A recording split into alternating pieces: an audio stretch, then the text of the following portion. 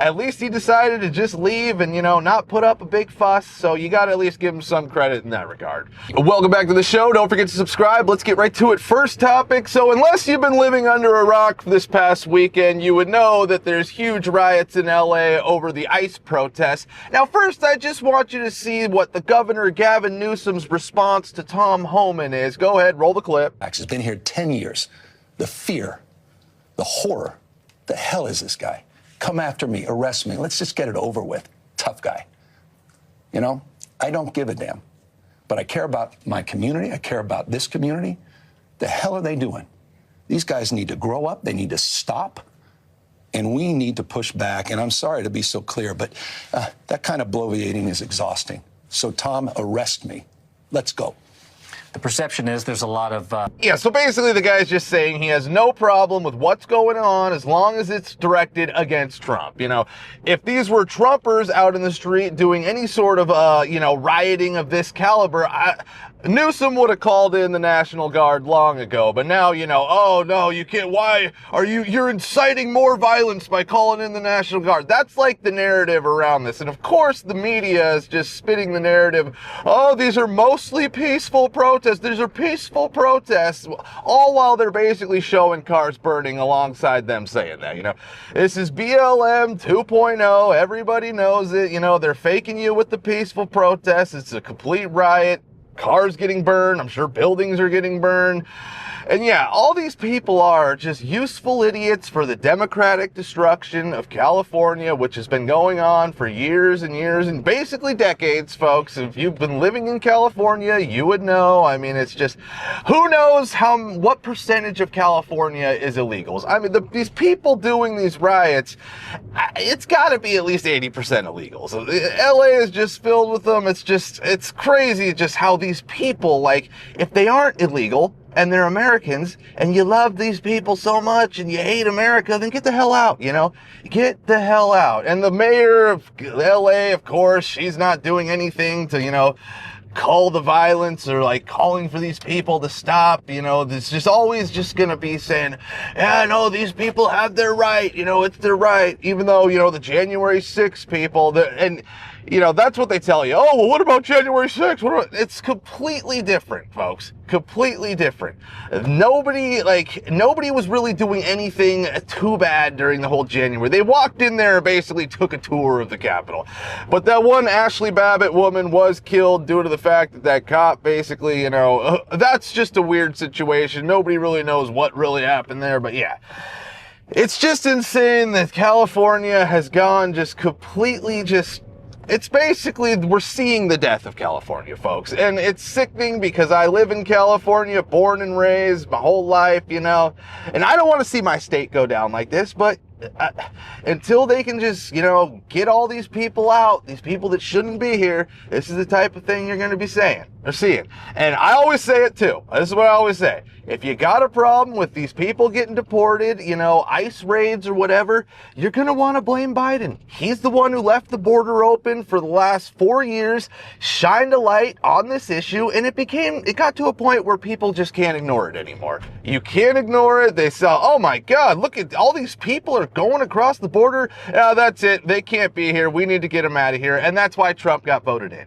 He overwhelmingly got voted in on issues like the border, crime, and just the economy. And now what is he doing? He's just coming through on his promises to secure the border and deport the illegals. And hey, I'm loving it, and that's what I voted for. But all right, let's get to the next topic here. So Simone Biles and Riley Gaines are beefing on Twitter, or X, formerly Twitter, and it's pretty bad for Simone. So basically it all started with Riley Gaines was calling out a post on X that was celebrating the girls Class 4A softball championships in Minnesota, the state champions, which were won with a team that had a boy on the team who was extremely dominant and, pitched like 4 or 5 games, complete shutouts, every game. So obviously they won because they have a boy on the team. And Riley Gaines was just calling out that they turned the comments off, obviously, because they would have gotten destroyed in the comments. So then Simone has to enter the conversation for just some reason, saying just how terrible Riley Gaines is and how she's sickening and how she's basically, sports aren't safe with her around, and just supporting trans boys and men competing in women's sports, right? So she went that route. She went the woke route, you know, and then Riley was like, called it out. Oh, that's so disappointing how she's using her platform like this. I'm going to be showing all the tweets. And then Simone decided to double down and basically call Riley Gaines a man, said, bully somebody your own size, you know, and ironically, that would be a man. It's like, oh, okay, Simone, so now you're going to go ahead and body shame Riley Gaines, even though Simone has been very vocal in the past about how, you know, she had been body shamed for her muscles when she was a kid. So this is just the standard playbook of these women athletes that when their careers come to an end, you know, like a Simone Biles, now Megan Rapinoe in the past, they just decide, oh, I'm going to go woke and I'm going to start virtue signaling for things like trans in sports, and I'm going to be calling out, you know, how terrible it is to not let these people compete, right? So basically, it's just a way for them to stay relevant, maybe potentially get a job, you know, as like an analyst when their sport is being done. So for her, she would be like an Olympics analyst or whatever. And it's just completely backfired because Simone is getting completely destroyed online. You know, like people are bringing up old tweets of her saying, oh, good thing the men don't compete with girls or else they would be winning all the medals. You know, so basically she's going against exactly what she's said in the past, you know, and it's, you hate to see it because somebody like a Simone Biles, she does have a big platform, you know, and if she went out and said, yeah, this is BS, we can't be having this at all, like she has apparently done in the past, you know, then, you know, maybe we could start moving on from all of this lunacy, right? But until that people like Simone, who have huge platforms and come out and say, oh no, it's great, and you know, you can't just take away these people's rights, like these trans people have some sort of, you know, like inalienable rights to just compete in women's sports, you know, it's crazy that we've even got to this point, but here we are, folks. We're debating whether or not men should be able to compete in women's sports. And it's like Trump says, it's like a 97-3 issue, but somehow you get people like Simone coming out and just supporting it. But all right, let's get to the next topic here. So the Greta Thunberg Freedom Flotilla has been intercepted by the Israel IDF. Go ahead, here's her message.